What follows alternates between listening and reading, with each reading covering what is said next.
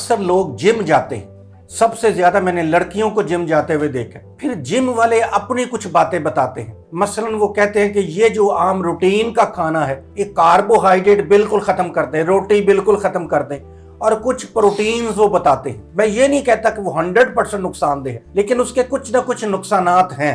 मसलन मेरी बात ये माने कि 100% रोटी या चीजें बंद ना करें, ये कुदरती ग़िज़ाएं जो आपके घर में पकता है वही खाएं। सिर्फ क्या करें, सलाद का इस्तेमाल ज्यादा कर दें। और मिसाल देता हूं, कुछ लोग हैं जिनको गोश्त बहुत शौकीन है, उसके बगैर नहीं रह सकते, तो जो कोयले के ऊपर भून के वो खाते हैं, जिसको तिक्के वगैरह बोलते हैं या कबाब बोलते हैं, तो बहुत थोड़ी मिकदार में आप इस्तेमाल कर सकते हैं।